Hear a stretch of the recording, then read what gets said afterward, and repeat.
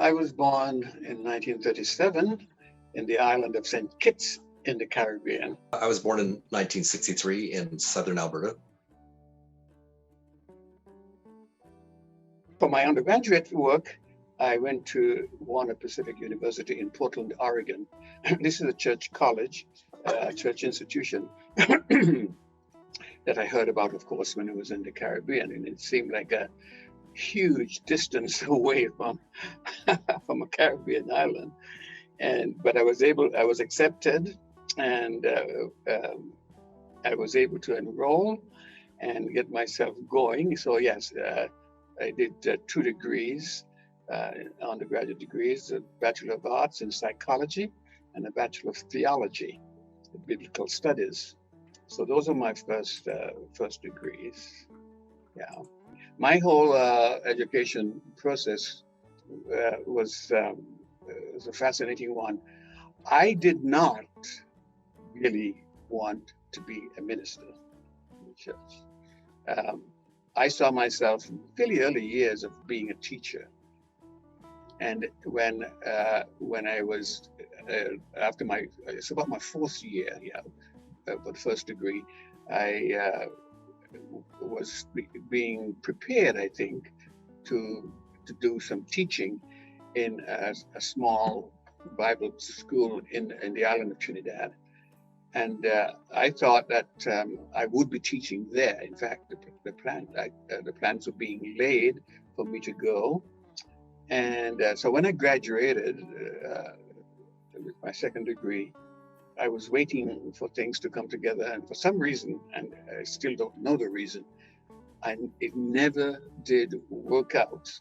So I was somewhat stranded because in the United States because I was on a student visa. So I began thinking in terms of, all right, okay, how can I stay here? What do I need to do? That was my initial interest, since I was not going to go back to a job that I thought I was going to have. But fairly early in my studies, I decided that I didn't want to be a minister necessarily, even though I did the basic preparations for it. The psychology won out in the sense that I became interested in pursuing something of that nature. It's really funny. I did not want to be a teacher growing up. My mother was a teacher, and my aunt was a teacher, and I have some uncles and aunts that are teachers. And I thought, man, that looks like a horrible job. You work really hard, and you have to be around kids all day, and it just did not seem appealing whatsoever. And then going through, school, I was pretty good at math and sciences, so I thought I'd become like an engineer like my dad. And then I went to university, and I realized I really don't like math and sciences. If I have to do this for the rest of my life, I don't think that's going to happen. I ended up taking my degree in English literature. And to get my degree, I needed one more class, and I thought I'd like to take children's literature. And the English department's children's literature course was full. So they allowed me to take the education children's lit. And I really liked it. I thought it was really fun. And at the end, we had to have an exit interview. And the professor says, you'd be a really good teacher. It's kind of hard to get into the teaching program here at SFU. But I bet if I wrote a letter of recommendation, you could probably get in. And so he did. And I have to look back. I really enjoyed my life teaching. And it's actually a really good job for me because I'm interested in different things, and I get to be creative, and it's different every day. So it worked out really well. What happened was that 3 of my sisters at that point were living in England. And one of them said to me, hey, why don't you come on over and visit us, and I'll be here or something. And so I thought, oh, okay. So I went over to England, not knowing why or what I was going to do. Of course, as a person with a background in a British colony, it was no problem getting in. And so I hung around in Manchester for a few months, checking things out and getting getting used to the area. While I was in Manchester, I got a job in a mental health center. Uh, Again, some friends put me onto this particular uh, mental health center. Several of them actually worked there, and they were looking for a psychiatric somebody to work in the psychiatric social work field. Again, I had no experience, but I thought I would apply, and I got accepted and worked for a short time, and that's where my interest in psychiatric work began. So when I arrived in Canada, even though I worked for social service initially, my whole bent was on mental health. And I spent the next 34 years in that field. The position that I applied for and got was to work with the British Columbia Department of, I think we used to call it, in social services. This was a sort of a general social service. You do applicate people with for social assistance, but also at that time, and I don't know if it still is true, the offices would also handle adoptions and so forth. I was sent to the northern little town of Prince Rupert when I first arrived, and so in that northern town, as in so many little towns in British Columbia, if you work in an office, you become senior in a hurry. There's such a turnover. So I particularly liked it when I was made. Uh, when one, my specialty was with adoptions and so on. So I enjoyed my time there. But then when my 2 year uh, commitment was up, again, I just wanted to get back into mental health. So I came to the Lower Mainland, first applying for a position at Riverview Hospital, and worked there for a number of years as a psychiatric social worker. Went went to UBC, did a master's program, and as I said, spent the next 30 some years in that whole field of mental health. I really like kids. Kids are just awesome because they're enthusiastic and they're curious and they're kind of goofy, and I think I'm all those things as well. But I thought I was going to teach high school English, and then when I got in my practicum, I went into elementary just because I thought it might be fun, and it turned out to be really fun. And that's why I've taught different things. I've taught as low as like grade 2, and I've taught middle school, but right now I'm teaching grade 2 and grade 3, and it's kind of a sweet spot for me. The kids are really nice and they're very creative, and it's just really enjoyable. I worked in the unit called East Lawn. This was a women's unit. At the time when I first arrived there, which would have been 1978, something like that. Yeah, 77, 78. No, 68. What am I talking about? 1968. At the time, that building had about 1,500 patients. Incredible. I mean, it's hard to imagine that is just one building, and then there were other buildings with their own numbers and so on. So that was really quite the thing. One of the things that I remember with satisfaction is that the middle, actually was the beginning of the 1970s, the government was very keen on developing and paying for boarding homes for the patients. And part of the strategy was to, of course, get as many patients out into boarding homes as possible.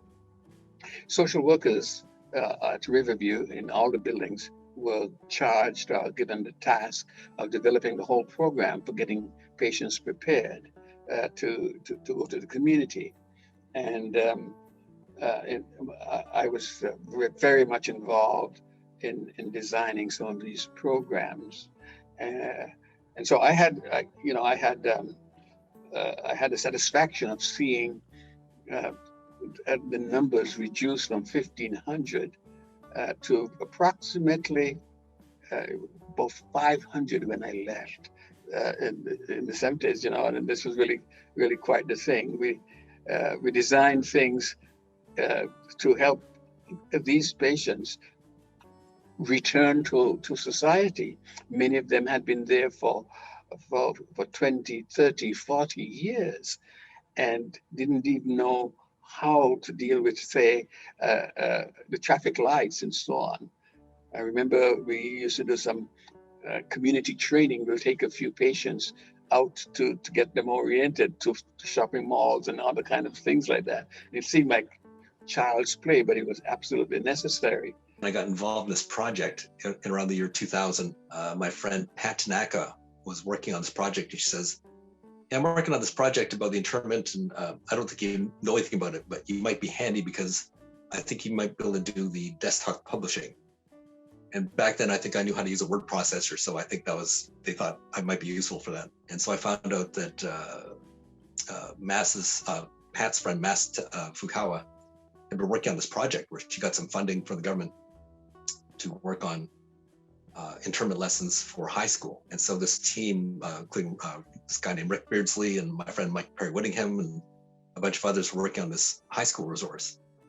And Mas Fukawa said, we should probably do this for elementary as well. So I'll ask my friend Pat and see if she can get some people to write some lessons.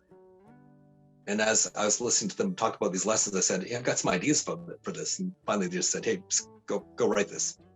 And so I put together these lessons, and it turned out pretty well. But I learned a lot from Mas. Mas really educated me on things I really didn't know about, like internment and how about people being taken to Hastings Park and being housed there temporarily until they were shipped out to the Rockies or to being moved to Alberta or beyond. So I learned so many things, and I didn't know that at the end of the war that Japanese Canadians were given the choice of not returning their homes, but being moved past the Rockies or being repatriated back to Japan. And a lot of these people had never been to Japan, so it was a very bad deal. It was a bad choice. But I had a great time working on the lessons because Mas had this great set of resources, and so she taught me about it, and she loaned me these books, and I got to learn a whole lot. And so we put together these really interactive lessons. And these lessons eventually won the Governor General's Award for teaching Canadian history in, I think, 2006. As I said, my career took that path that I wanted to go in terms of mental health, and I must say I enjoyed my professional career in that area. I was coming up to approximately, I was just about age 60. I had a few more years I could have worked in my field, but I had worked long enough that I think I was eligible for my full retirement if I needed to. The local church I was attending was looking for an associate, a part-time person to work with the senior minister. And like so many people, I suppose, there comes a time in one's life you begin to ask yourself questions. Did I follow the right path? Did I fulfill my complete destiny? Mind you, all those years even though I was in one particular profession, I was very active in the church and helped in a variety of ways, not only locally, but nationally. And so I was involved. But then as this position came along, it became a bit of a question for me. You can do that, can't you? You have the background, you have the training.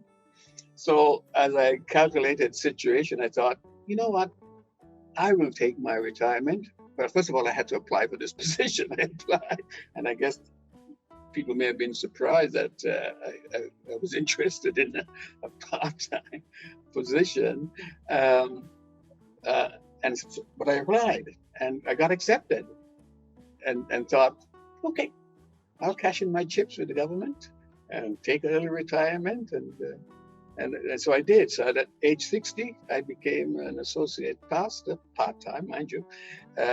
And as a result, of course, pursued ordination as well. Yeah. So that's how the long, circuitous route of life took me around. Yeah. The Landscapes Project, it's this massive project centered through the University of Victoria. It includes like UBC and Simon Fraser and Ryerson and the National Nikkei Museum and the Pier 41 Museum in Halifax. And so it's this, 7-year project that's worth, that was funded $2.5 million through SSHRC. And again, Mass was the chair for the educational resources. And so she asked Mike Perry Whittingham to write the high school resources and myself to write the elementary resources. And instead of focusing on the internment, it focused mostly on the dispossession, where Japanese Canadians lost their property, because I guess that's an unusual thing that's never happened anywhere else in the world, where people have been interned, but they've never had their properties basically seized and their possessions sold from without their permission. I'm assuming like you teach your own the landscapes and justice classes like with your students. I do not. That's the funny part, because the landscapes and justice lessons are really built for the intermediate grades, anywhere like grade 4 to grade 8. Okay. But I teach grade 2 and grade 3. I teach some certain principles, but I try not to teach too much, because some of the teachers in my school actually do teach the landscape stuff. So I don't want to steal their thunder. But it's true, I don't teach my landscapes things to my grade 2s and grade 3s.